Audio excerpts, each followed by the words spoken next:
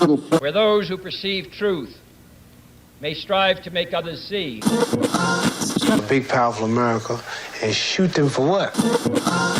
On that continent, we are trying to forge a new identity for which we need each other.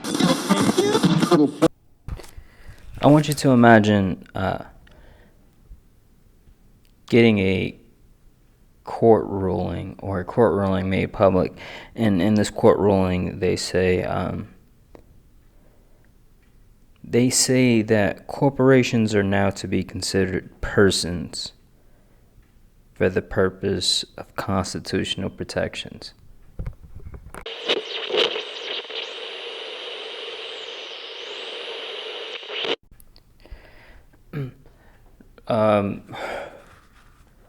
When it comes down to today's topic, we're covering really the history of the Supreme Court and the Betrayal of America by Thom Hartmann, and there's quite a few things of note,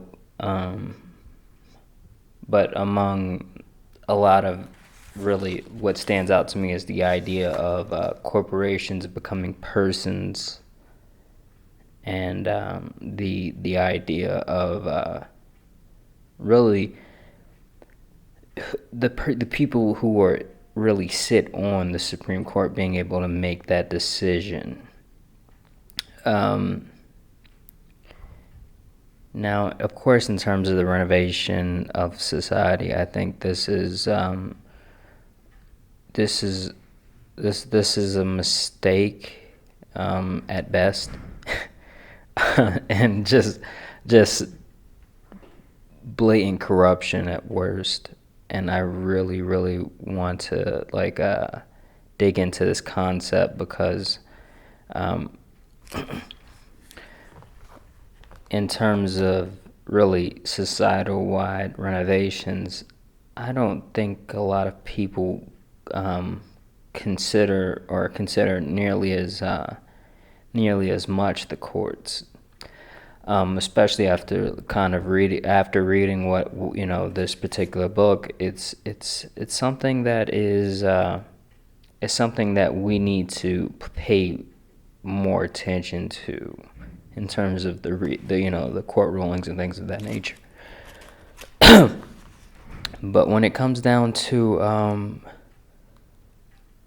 the power and the role that the Supreme Court plays in your life, it's significant. It is literally in terms of the rulings that come down.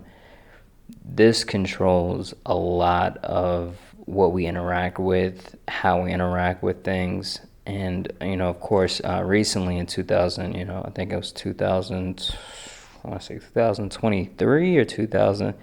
It might have been earlier this year, 2024. I'm recording this in October of 2024, but recently the Supreme Court ruled that abortions are now legal, and this is people don't really understand, but a lot of the decision making goes on inside of course the judicial branch, but in terms of it, we kind of look at the politicians, and I think that is not to be understated, but I mean in terms of when it comes down to really addressing and moving forward, in terms of society in general, this idea of ignoring the judicial branch is a severe mistake. And what I like about this book here is it goes over, at the end it goes into solutions and really how to move forward. And when it comes down to really the big, the only real problem I have is that this book is it's written in terms of a language that I would like to see really, really grow old and die in terms of Democrats versus Republicans. I think this idea is powerful to the upper echelons to keep us in this kind of language, but in terms of really like moving forward, I think these categorizations, they're going to really become useless. And when we really start addressing serious problems, when it comes down to really this particular book, it starts with really understanding, or really like kind of framing the power of the Supreme Court. And for those that don't know, this is the Supreme Court's the judicial branch responsibility to really effectively pass judgment based on the Constitution. And the idea is, like, the Constitution itself, the fallacy of a perfect document, I think, is something. I do think it's a valuable document, but in terms of being the perfect document, going into a lot of this stuff, going into the future, this document was made when corporations couldn't necessarily control natural resources the way they control them today. It was made before the age of industry, or the industrial age period, in terms of when it comes down to machines and machinery in general.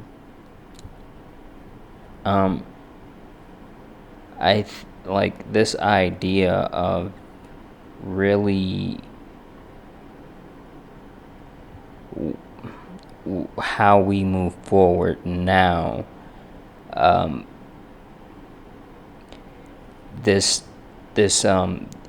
terms of they talk about in terms of the rights that are really passed on to us as people, aren't necessarily we don't really give any acknowledgement to the fact of really nature or Earth in general, in terms of by itself, only as kind of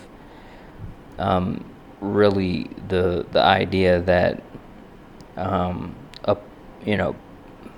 poisonous river or poisonous air supply would immediately affect the well-being of us as people.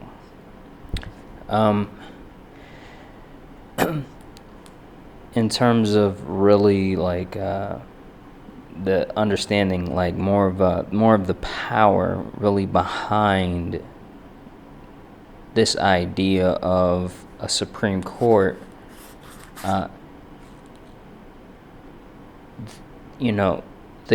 was apparently this is me reading verbatim. No legislature, governor, or president has ever suggested corporations should be considered persons for the purpose of constitutional protections, particularly under the 14th Amendment, equal protection. Essentially, we're looking at people with more money having more decision-making power, and this is there's so many problems with this in general, but it's definitely something that needs to be addressed and formally addressed in terms of like us moving forward in the future. Now, this idea is one. The Supreme Court, this book goes on to really outline the fact that the Supreme Court has essentially always kind of gone against the grain in terms of with public opinion in a lot of different ways, including like the Civil Rights Act and the idea of or civil rights movement in general, but also with a lot of a lot of decisions that we make as in terms of course, more recently, the idea of abortion rights and things of that nature come up. But in the past, we're talking about things like civil rights, things like when it comes down to sudden power, sudden protections for corporations equal to that of people.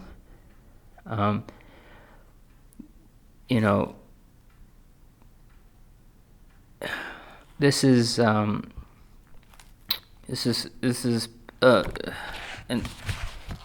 this process has really allowed corporations to essentially buy judges, and it is absolutely horrendous that these guys can, I mean, essentially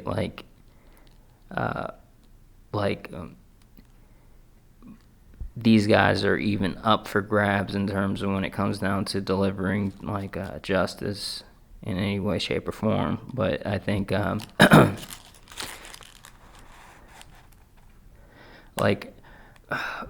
don't know. This may not really be related, but I remember looking at I was trying to enter some kind of club, back in my early 20s, and I was like, what, and this cop,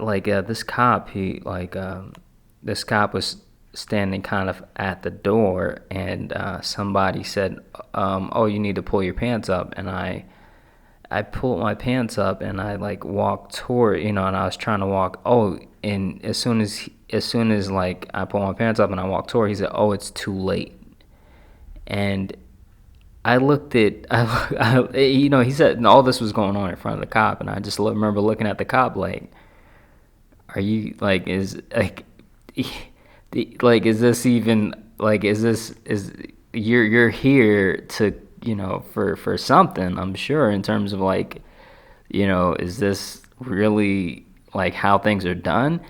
And essentially he just kind of looked on, and it was such a moment for really, really understanding, because the club essentially bought the cop, and that was it. That was kind of the end of the story. That was how things were done there, and that was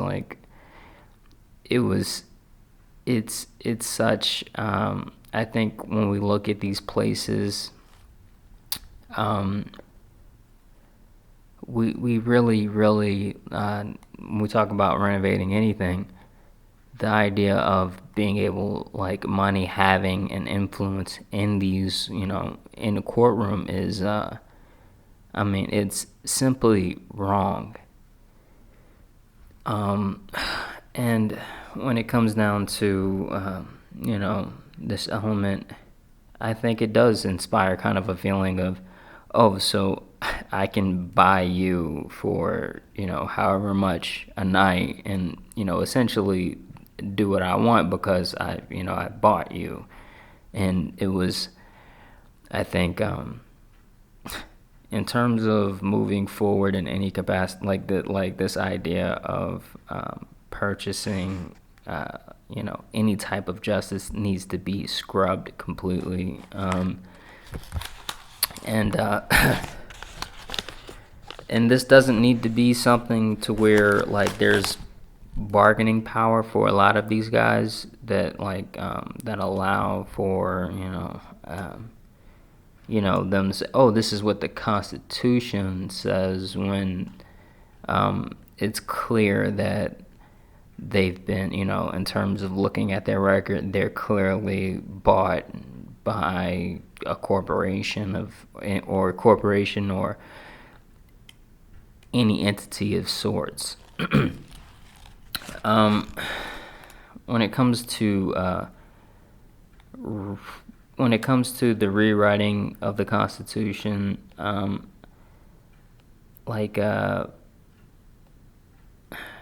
the paying attention of, or they kind of go over kind of paying attention to the idea of land and land ownership, and this is, I think, something that most certainly needs to be addressed. Of course, if you're like millennial or Gen X and you're trying to purchase a home, you realize, well, it's probably never going to happen, or not never going to happen, but it's definitely not going to happen like it did for, grandpa or great grandpa. Like this is,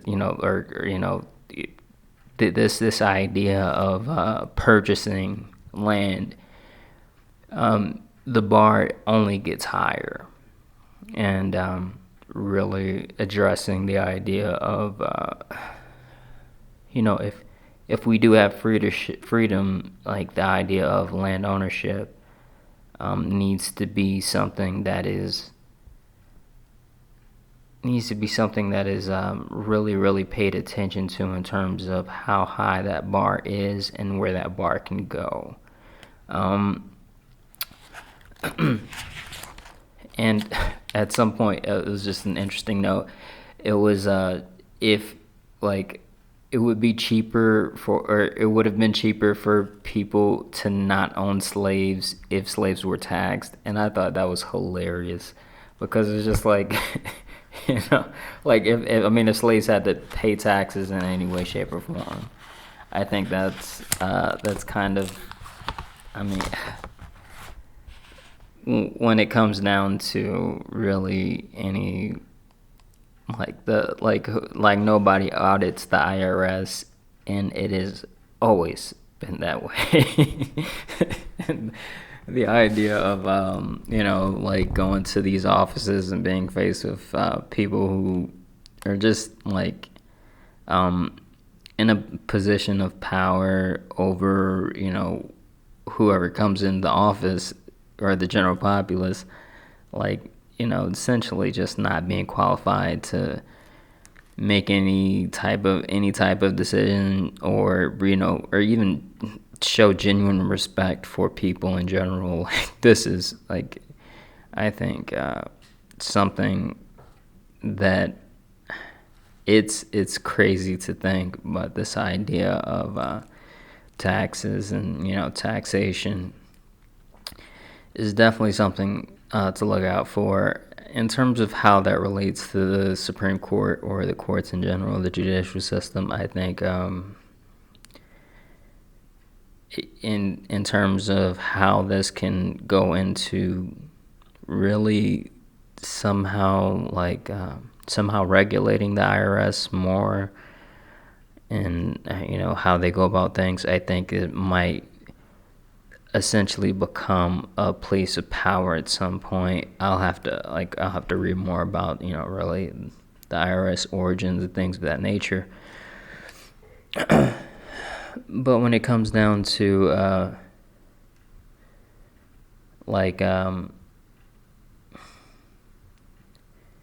the power here, the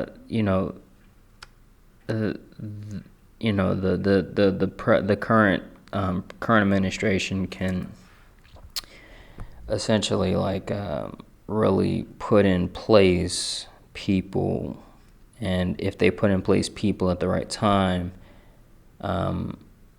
they can essentially get what they want across administrations, and this is something that has been done and was done, particularly. Thom mentions, I think I know he mentions how I forgot what administration, but I know it was the Republicans, that they were able to essentially get what they wanted across administrations after really getting into office. Just a very it's almost like it's almost losing power to call them old white men, because but it is the thought pattern of keeping them in power, in terms of the idea of you know, how they maintain power, because when it comes down to it, corporations and corporate power is something that is that you know, regardless of, you know, nowadays I think Republicans think of themselves anti-establishment, and it looks like these guys were pro-establishment to the key, like, hey, you know, like, why can't corporations have unlimited power? It's almost crazy, but you know, like, it's insane. It's insane to think, but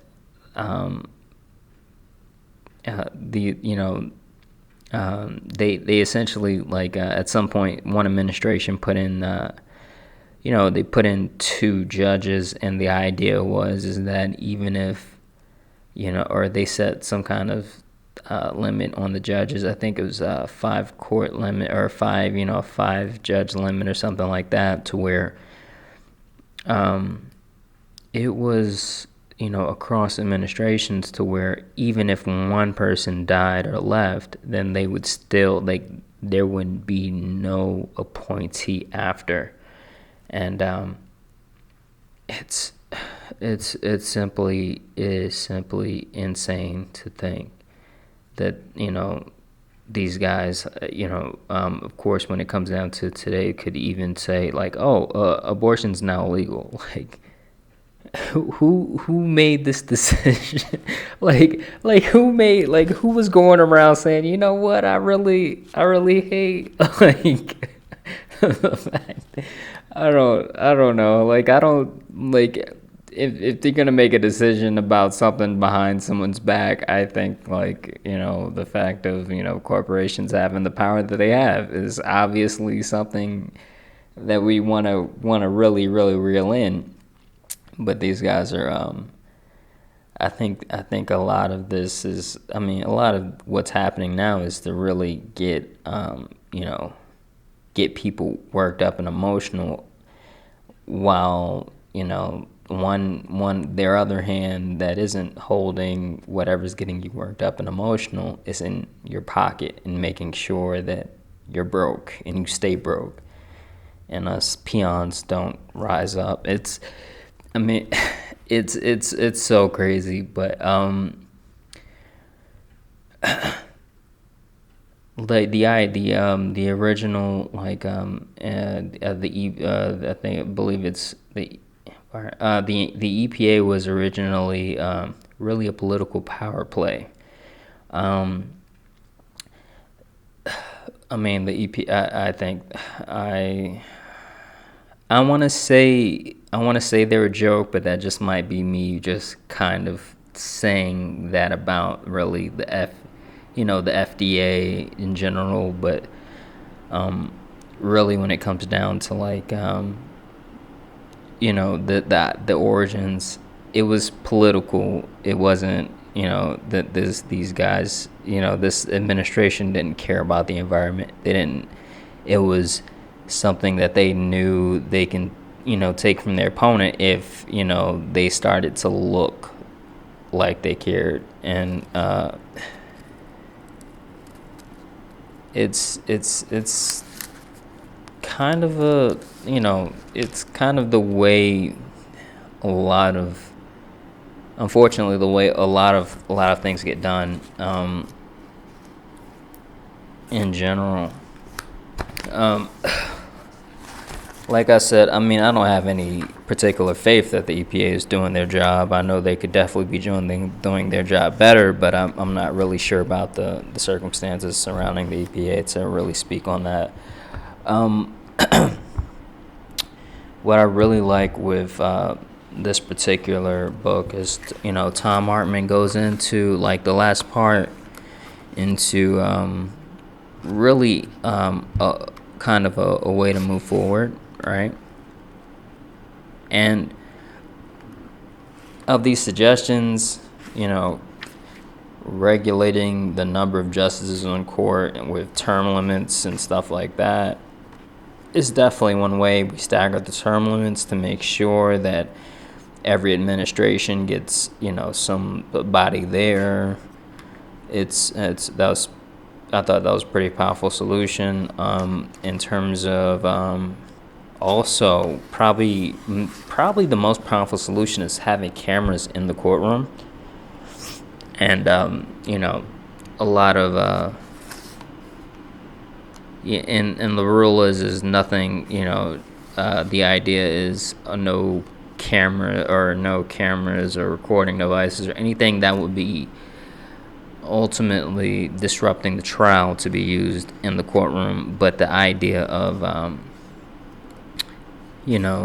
cameras in the courtroom, like being able to kind of,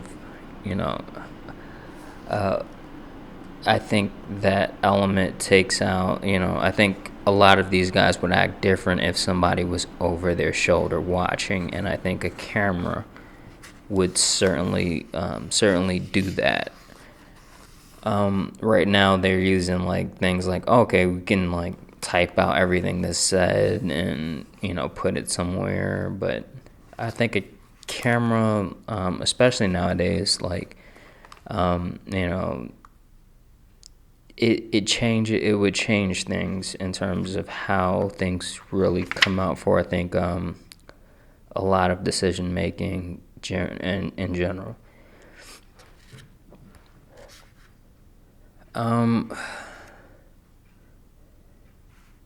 Now this idea of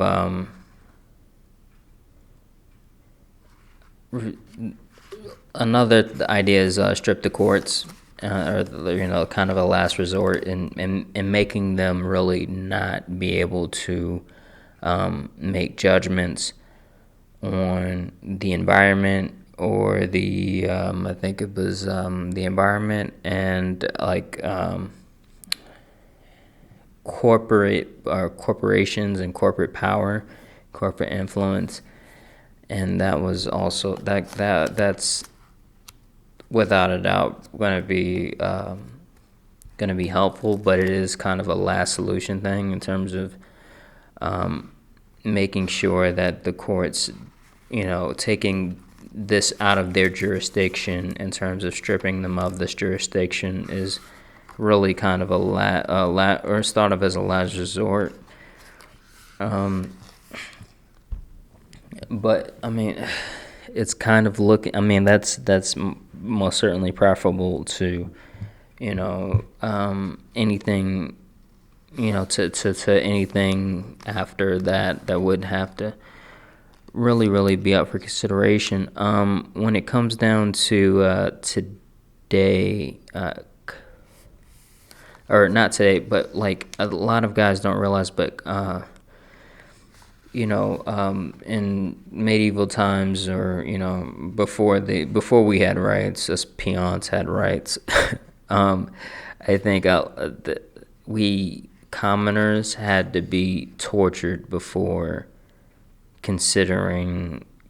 before their testimony was considered. That was pretty. It's definitely something, but the idea of now in terms of being able to do a lot, this as kind of a last or a resort of any last resort of any kind. This isn't. This is only something. This isn't something that I think most people appreciate while they have it, in terms of the element of being able to speak openly and do a lot of these things. This is something that is really appreciated, most in retrospect. And in terms of being in a position to say, I told you so, I never want to be in that position to say, hey, look, a renovation was and is still preferable to anything else. And in terms of really moving forward, I think like this book, like it kind of gave me a new understanding of really the scope of this renovation.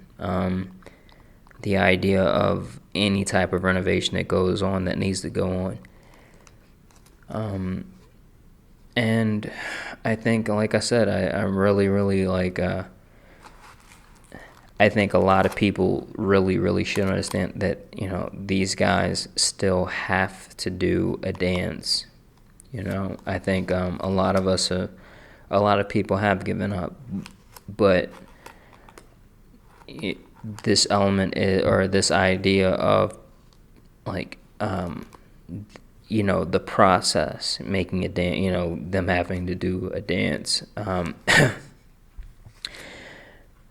and the next reading, or the next, you know, the next book is going to be about China and really what they go, you know, really you know, a piece of literature that talks about like starvation, stuff like that. They don't have to do a dance in a lot of, you know, or, you know, in terms of when this particular ruler was in effect, they didn't have to do a dance. And it you know, there's a part of me that kind of like, I mean, everything I'm reading, I'm wondering how much of this is propaganda, but I think it's pretty easy to imagine that what happens when you completely, when you are willing to sacrifice for political gains, and the political party is corrupt, or willing or fallible.